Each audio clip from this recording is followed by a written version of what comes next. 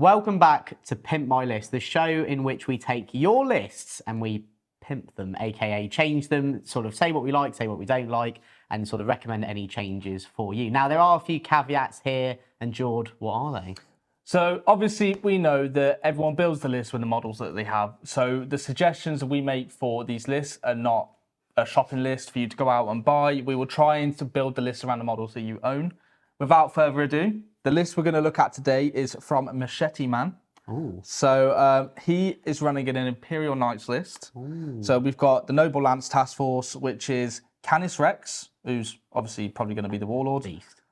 We have a Cerastus Knight Atrapos with the Mysterious Guardian enhancement. So that means you get Deep Strike and taking it off. The Peter Andre Knight. Yep, exactly.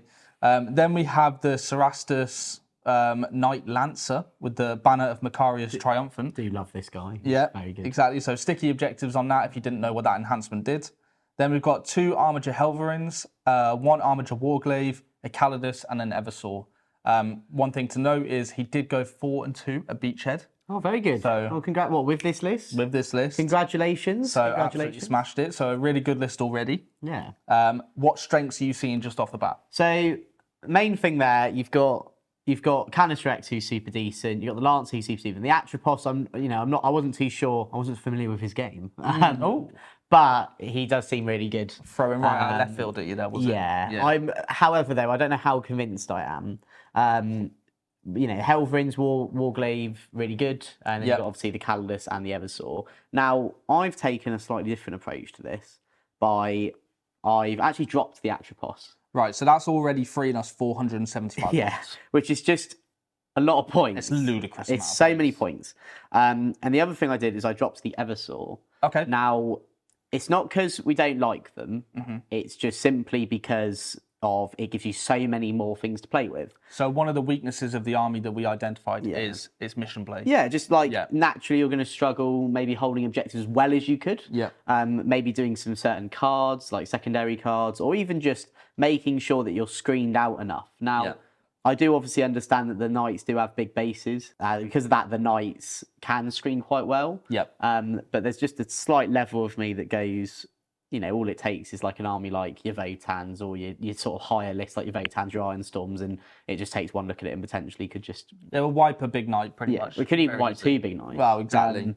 And then the army's lost all of its legs. And, So we don't want that. So the first thing I've done is I took out obviously the Atrapos, and we put in 3 Armiger Warglaives. Yeah. Now, you should have 2 from the Warglaive box if you got the box. I don't know obviously how you bought the army, but you should have that. So this would only require you to buy 1 Warglaive box. Yep. So then now to confirm that gives you 6 Armigers, 2 Helverins, and all Warglaives, 4 Warglaives, which with the Lance's ability for run and charge that he can give to them, the Bondsman ability, the Bondsman stuff, that's going to be super decent. And then the other thing is we removed the Eversaw because we had 25 points left after doing all that. Yeah. We then removed the Eversaw that gave you 100 points spare. And we've actually put in 2 units of Voidsmen-at-arms. Now, you may not know what these are because these were really popular in 9th edition and they haven't really been seen since, but I really rate them. So what they are is they're a 5-man guardsman unit with OC2 each, which is just really great. So they can sit on your backfield, they can screen out quite well, even if you don't want them sitting on your backfield. OC2 potentially can help swing objectives. And then you've got lethal hits, that's their rule if they're targeting the closest eligible enemy unit. And then on top of that, they've got like okay guns. Like, to be honest, we're not really using them for that. So they're there for the mission play. We've already identified the biggest weakness in the list is mission play.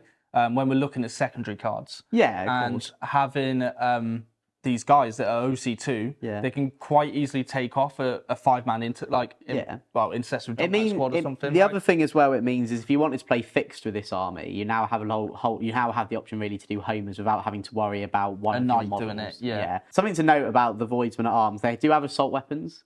So they can do a run and action or run and card because they are eligible to shoot. And for some reason, their shotguns are 2 damage each, which is really nice. So, just they pack a slight punch, but the more what we're using them for is missions. Cheap unit that could run and do actions. It can hold your backfield. They're OC2. They could help swing an objective of a knight as well. Yeah. So if you think a knight's OC8 and a little Armiger. Yeah.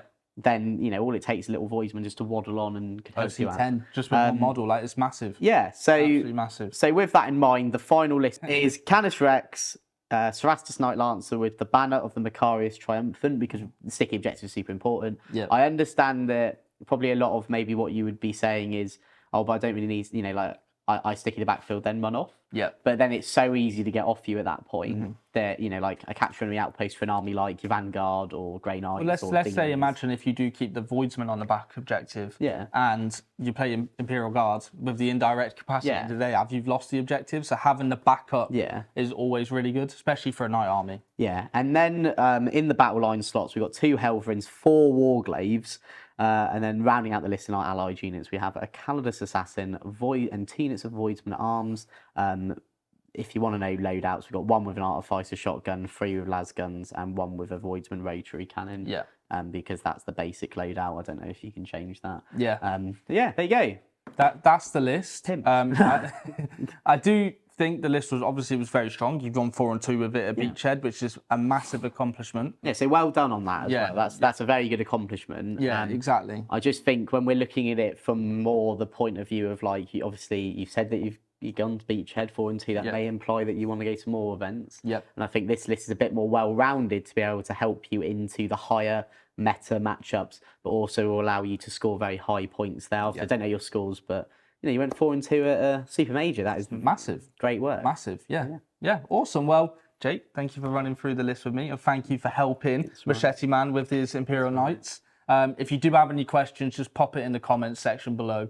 And obviously, anyone else that do want their armies pimped, we do post on the community side of the channel where you can put your lists, and we will pimp them for you, right? So make sure to check the posts out when they come out, and we'll see you in another Pimp My List very soon.